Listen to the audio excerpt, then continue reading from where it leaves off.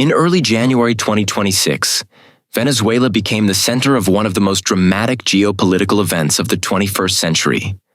Nicolás Maduro, who had ruled the country for over a decade following the legacy of Hugo Chavez, was reportedly captured and removed from power during a large-scale United States military operation. This development marked an unprecedented escalation in U.S.-Latin American relations and triggered intense debate across the world regarding sovereignty, international law, democracy, and global stability. The event did not occur in isolation.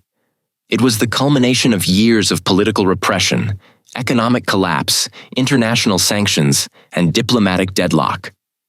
For many Venezuelans, the moment represented either the end of authoritarian rule or the beginning of a new and uncertain phase of foreign intervention. For the international community, it raised urgent questions about the limits of power in a fractured global order.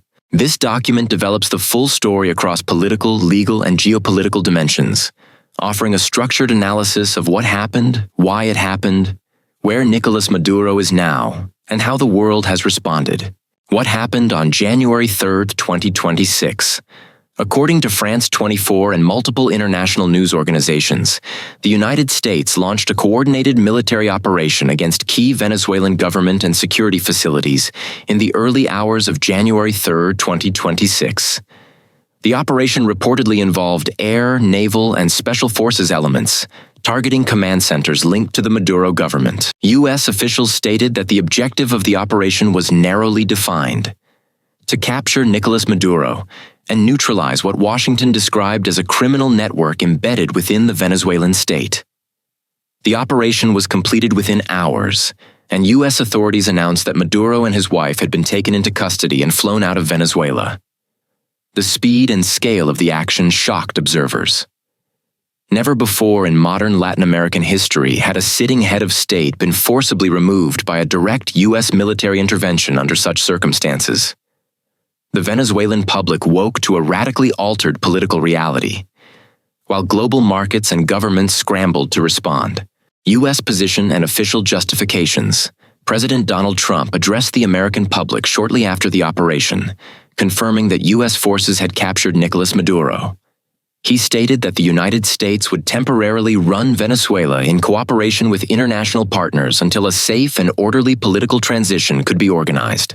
According to U.S. officials, Maduro was being transferred to the United States, reportedly to New York, to face revived criminal charges.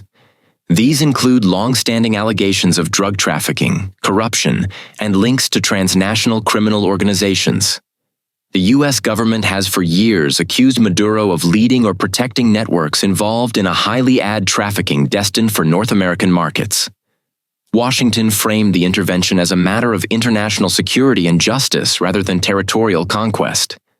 Officials emphasized that the action was not intended to permanently occupy Venezuela, but to remove a leader they classified as illegitimate and criminal. Critics, however, questioned whether such justifications could override principles of national sovereignty, where Nicolás Maduro is now. According to official U.S. statements, Nicolás Maduro is currently in U.S. custody and has arrived in New York. He is expected to face legal proceedings related to charges that had previously been announced, but were never enforced due to his position as head of state.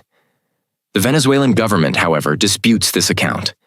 Senior officials, including Vice President Delcy Rodriguez, continue to insist that Maduro remains the legitimate president of Venezuela. They have demanded proof of life and accused the United States of fabricating information to justify an illegal intervention. This uncertainty has deepened confusion inside Venezuela. With competing narratives and limited independent verification, the population faces conflicting claims about who holds legitimate authority. The lack of transparency has also fueled international concern over due process and the treatment of a detained head of state. Background: Maduro's rise and consolidation of power. Nicolás Maduro rose to power following the death of Hugo Chavez in 2013. Initially seen as a transitional figure, Maduro gradually consolidated authority through control of the judiciary, electoral institutions, and security forces. Over time, his government became increasingly authoritarian, suppressing dissent and marginalizing opposition parties. Venezuela's economy collapsed during his rule. Once one of Latin America's wealthiest oil producers, the country suffered hyperinflation, shortages of food and medicine, and mass emigration. Millions of Venezuelans fled to neighboring countries, creating one of the largest refugee crises in modern history. Despite this collapse, Maduro retained power through a combination of patronage, repression, and contested elections. International confidence in Venezuelan democratic processes steadily eroded. The controversial 2025 election. The crisis reached a critical point in January 2025, when Maduro secured a highly controversial third term in office. Opposition groups and international observers alleged widespread electoral fraud, voter intimidation, and the exclusion of key opposition candidates. Several Western and Latin American governments refused to recognize the legitimacy of the election results. Protests inside Venezuela were met with arrests, media restrictions, and military deployments. Rather than stabilizing the country, the election deepened polarization and isolation. For Washington, the 2025 election reinforced the view that Maduro had permanently abandoned democratic norms. This assessment played a major role in shaping the U.S. decision to escalate pressure beyond sanctions and diplomacy. U.S. pressure. Before the intervention.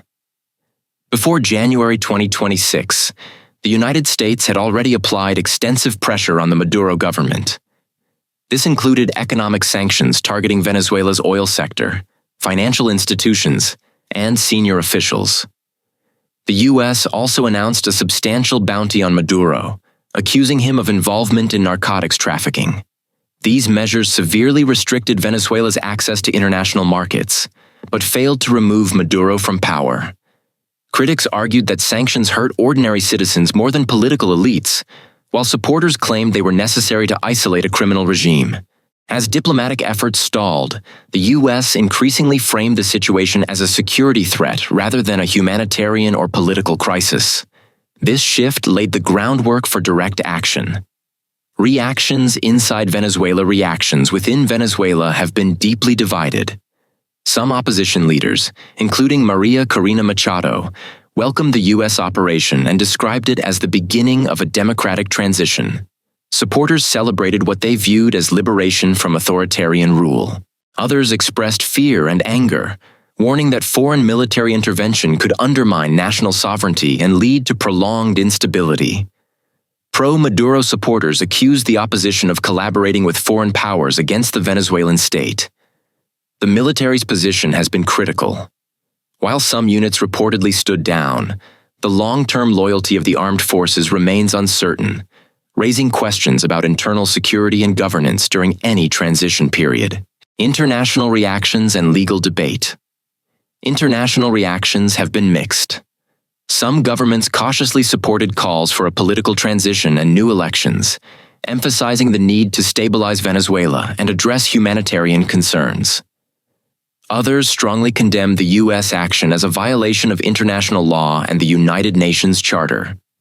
Legal scholars have debated whether the intervention can be justified under doctrines such as humanitarian intervention or transnational criminal enforcement. Critics argue that allowing powerful states to remove foreign leaders sets a dangerous precedent. The episode has intensified global divisions and reinforced concerns about a world order increasingly shaped by force rather than consensus. Uncertain future for Venezuela and the world. The capture of Nicolás Maduro represents a historic rupture in Venezuelan and global politics. While some see an opportunity for democratic renewal, others fear prolonged instability, the exercise of control, and legal chaos. The future of Venezuela now depends on how power is transferred, whether inclusive political processes are restored, and how international actors balance justice with sovereignty. For the world, the event serves as a warning. Unresolved political crises can escalate rapidly, reshaping global norms in unpredictable ways. Whether this moment will be remembered as the start of Venezuela's recovery or as a dangerous precedent remains an open question.